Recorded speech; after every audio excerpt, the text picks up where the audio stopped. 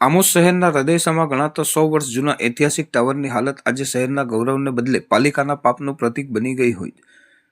જર્જરિત ટાવરના પોપડા સતત કરી રહ્યા છે અને તાજેતરમાં જ એક વેપારી ઇજાગ્રસ્ત થયા હોવા છતાં આમોદ નગરપાલિકાના સત્તાધીશો જાણે કોઈ મોટી દુર્ઘટનાની રાહ જોઈ રહ્યા હોય તેમ જણાય છે. તંત્રએ સમારકામ કરવાને બદલે માત્ર એક નોટિસ લગાવી પોતાની જવાબદારીમાંથી પલ્લું ઝાટકી લીધું છે, જે જનતાની જિંદગી સાથે ક્રૂર મજાક સમાન છે. આ મામલે માજી પ્રમુખ સાજિદ રાણાએ પણ અગાઉ આકરા પ્રહારો કરી પાલિકાને આડે હાથ લીધી હતી, પરંતુ સત્તાના નશામાં ચૂર તંત્ર હજુ પણ કુંભકર્ણ નિંદ્રામાં છે. ટાવર ચોક એ શહેરનો સૌથી વ્યસ્ત વિસ્તાર છે, જ્યાંથી રોજના હજારો નાગરિકો, શાળાના બાળકો અને વૃદ્ધો પસાર થાય છે. આમોદની જાહેર જનતાની સલામતી સુનિશ્ચિત કરવાને બદલે પાલિકાના ચીફ ઓફિસર સામાન્ય સભામાં ચર્ચા કરવાનું ગાણું ગાઈ રહ્યા છે. ચોંકાવનારી વાત તો એ છે કે છેલ્લા ઘણા સમયથી પાલિકાની સામાન્ય સભા મળી જ નથી, ત્યારે આગામી સભા ક્યારે મળશે અને નિર્ણય ક્યારે લેવાશે તે સૌથી મોટો સવાલ છે. હેરિટેજના નામે જોખમી ઇમારતને ખુલ્લી રાખીને લોકોના જીવ જોખમમાં મૂકવા એ માત્ર બેદરકારી નહીં પણ ગુનાહિત નિષ્ફળતા છે. નગરજનો હવે સ્પષ્ટ ચીમકી આપી રહ્યા છે કે અમને પાલિકાની કાગળ પરની નોટિસ નહીં પણ નક્કર કામગીરી જોઈએ. જો તાત્કાલિક ધોરણે આ જોખમી ટાવરનું સમારકામ કરવામાં નહીં આવે તો આગામી દિવસોમાં પાલિકા સામે ઉગ્ર જન આંદોલન છેડાશે. કોઈ પણ હોનારત માટે પાલિકાના અધિકારી તથા સત્તાધીશો જવાબદાર ગણાશે. સાજિદ અલી ઇકબાલભાઈ રાણા, માજી નગરપાલિકા પ્રમુખ. સાજિદભાઈ, શું કહેશો? આજે જે ટાવર જર્જરિત છે તેના પોપડા અવારનવાર રોજ પડે છે, નીચેથી નીચે જાય છે, વાંદરાઓ કૂદે છે અને નીચે પડે છે, તે બાબતને લઈને શું કહેશો?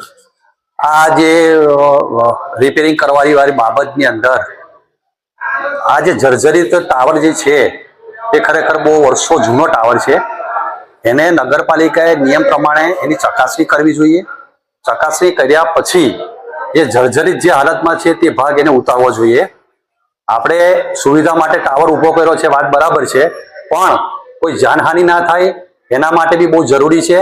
જો કદાચ પેલી પારીઓ તૂટે તો વસ્તુ અલગ છે, પણ કાલે ઉઠી કઈ ટાવર પડે અથવા તો કોઈ જાનહાનિ થાય એના માટે નગરપાલિકાએ એના પર પગલાં ભરવા જોઈએ અથવા તો કામ કંઈ પણ નિર્ણય કરવો જોઈએ, જેથી કરીને આ જે જર્જરિત હાલત છે અને વારંવાર આ મીડિયાની અંદર સમાચાર જે પ્રસિદ્ધ થાય છે કે નગરપાલિકાએ ધ્યાન આપીને જે તે વર્ગના જે તે માલિક હોય એને નોટિસ આપી અને એની ચકાસણી કરી અને એને આગળની કાર્યવાહી કરવી જોઈએ, જેથી કરીને જાનહાનિ ના થઈ શકે.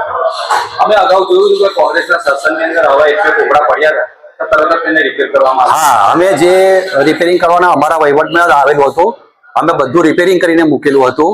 ત્યાર પછી કોઈ મેન્ટેનન્સ કરવામાં નથી આવ્યું. ખરેખર જો બહુ જૂની બિલ્ડિંગ હોય તો એને વારંવાર મેન્ટેનન્સ કરવું પડે છે. એની દેખરેખ રાખવાની બી નગરપાલિકાની અથવા જે તે માલિકી હોય છે એ જોવું જોઈએ, એનું કામ કરવું જોઈએ.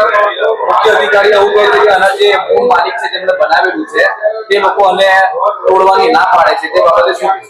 મુખ્ય અધિકારી જો એવું કહેતા હોય તો મારા હિસાબે એ વાત તો કંઈક ઘરે નથી ઉતરતી, પણ મુખ્ય અધિકારીએ એ માલિકને મળીને એમને સમજાવીને એમનો રિપોર્ટ લઈને એનો જે જર્જરિત છે તેનો રિપોર્ટ લઈને એમને સમજાવવો જોઈએ.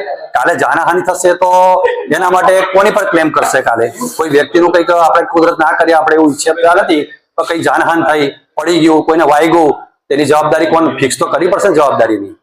નીચેથી લાડી ગલ્લાવાળા અને પથારાવાળાને હટાવી દેવામાં આવ્યા છે. હવે ત્યાં આગળ પહાડગામથી આવતા લોકો જેમને કશું ખબર જ નથી તે લોકો ટોળા થઈને ઉભા રહે છે, વિદ્યાર્થીઓ ત્યાં ઉભા રહે છે. હવે આ મોટી દુર્ઘટના સર્જાશે અને ફક્ત નાનામાં નાની નોટિસ મારી દીધી છે, તે બાબતે શું કહેશો? નોટિસ કોઈ વાંચવા આજના જમાનામાં કોઈ તૈયાર નથી. તમે લારીઓ હટાવી વાત બરાબર છે, પણ અવર જવર પબ્લિકને મધ્ય બિંદુની અંદર આ શાક માર્કેટ આવેલું છે અને 4 વાગ્યા પછી તો ત્યાં ચાલવાની જગ્યા પણ નથી રહેતી.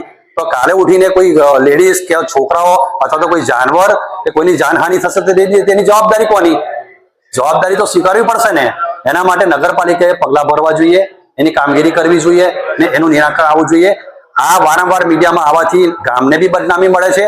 નગરપાલિકા છે, સક્ષમ છે, મુખ્ય અધિકારી છે, તો કેમ નથી કરતા? એની પર કાર્યવાહી કરવી જોઈએ.